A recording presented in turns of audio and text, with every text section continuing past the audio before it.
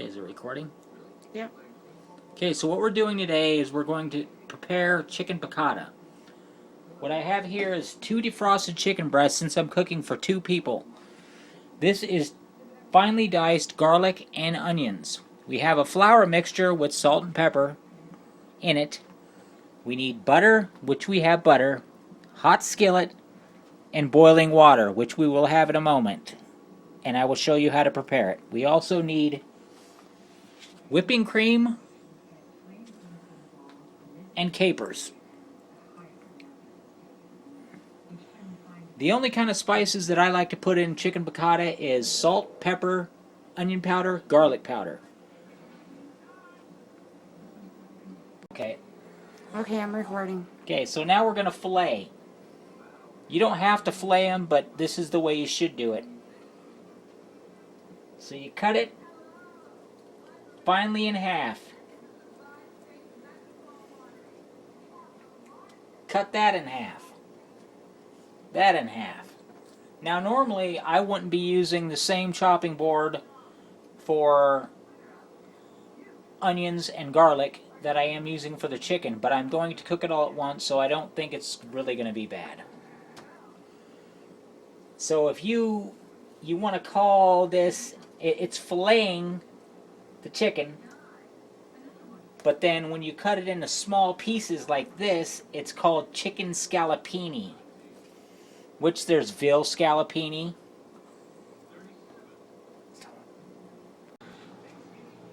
Okay. Okay, now that the pan is hot, we have our white wine. You can use any kind of wine, but I'd prefer to use white wine. We have lemon juice. Freshly squeezed would be even better.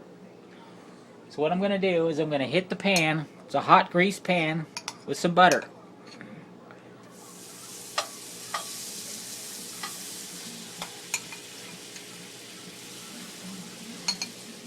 Before that scorches, I'm going to add our onions, garlic,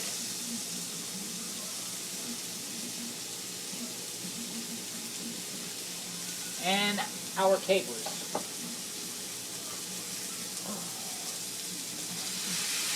I don't know if you guys like capers, but I didn't like them till I tried it in chicken piccata. And this is Sean's famous chicken piccata, by the way. I'm using a non-stick pan, so I would like to use a non-stick vessel to mix it. Sorry, it might get smoky. I don't have the hood on high. You want to brown that for a minute.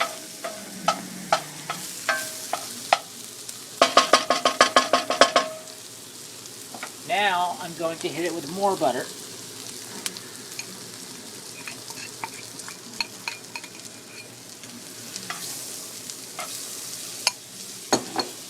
Maybe some oil so it doesn't burn.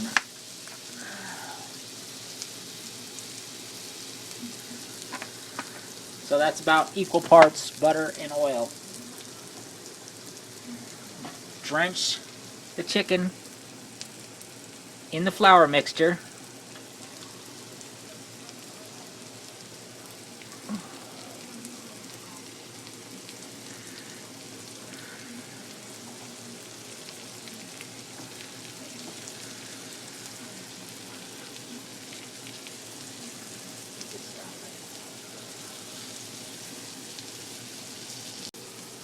Okay, so now we have it all in there. We're sauteing it a little bit so it doesn't stick, but this is a non-stick pan.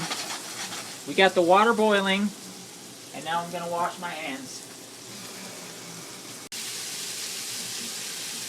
Okay, so now that the chicken is almost done, I'm going to have to take the chicken out and place it in a warm oven. That way, it does not get overcooked while I make the sauce. So I'm going to place the chicken. Yummy. Looks great. You can see that the onions, the garlic, and the capers are getting well cooked together. Okay, so now I'm going to place the chicken in a warm oven.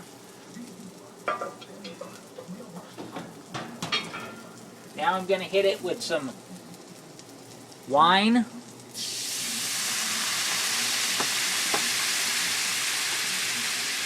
Lemon juice. Now if you want to make it for a large batch, I would suggest using twice the amount of wine as lemon juice. Want to get all that tasty stuff around the corners out of there. Let that simmer down for a little while. Okay, now that you see that the wine and the lemon juice has reduced by probably half, all those onions, garlic, and capers are all yummy. Give it a little taste. Very good. Always wash your hands when you're cooking. Now I'm going to hit it with the whipping cream. You can see that my water is boiling, so I'm going to add the noodles. Normally, when I'm at work, I do it on linguine, but me personally, I like angel hair pasta. So today I'm doing it with angel hair pasta. Angel hair pasta cooks really quickly compared to linguine. I'm going to add about a pint and a half. Call that good. So what we're going to do now is bring this back to a boil.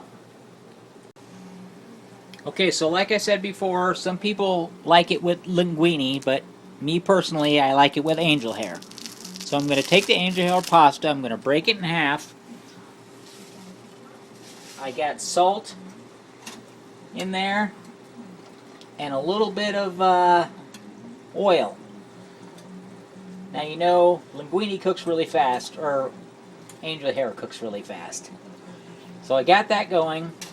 I have my spot to drain the noodles. Now that this has reduced by half, I'm going to add back the chicken.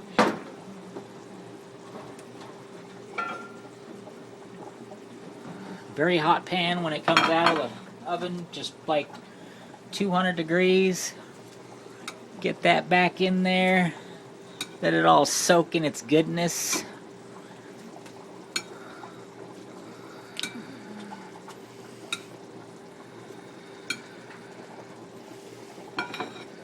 Any of the juice that comes off, oh yeah.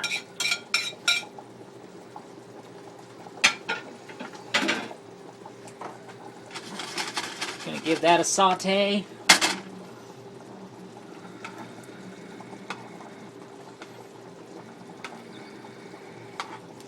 Some people like the sauce thick and some people like it thin, but me personally, I guess it's up to you. I like it thick. So I have a simple slurry here, just cornstarch and water. I'm going to add that.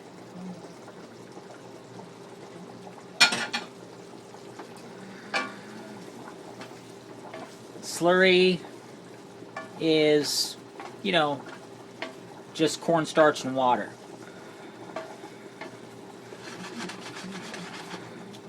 Look at that. Looks so good.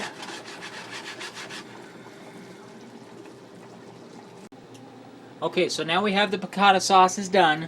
You want to turn it down to low because you do not want it to break. Once it gets cooking and it thickens up to your liking, which I like it like that, I'm going to take the noodles and we're going to dump them. I like to dump them straight into the colander, not on the bottom of the sink so you don't get any bacteria.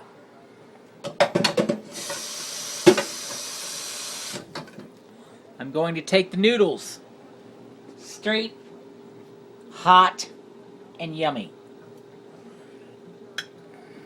Take as how many as you like, add it to there, bring it over to the piccata, yum yum. Take a couple pieces of the chicken,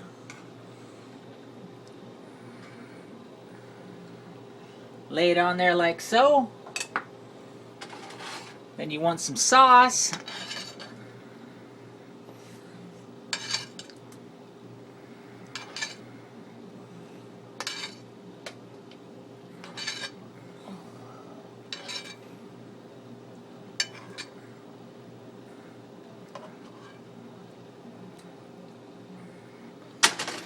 And there you have it. And then you want to add some Parmesan cheese. You can also add green onions to the top, just for looks.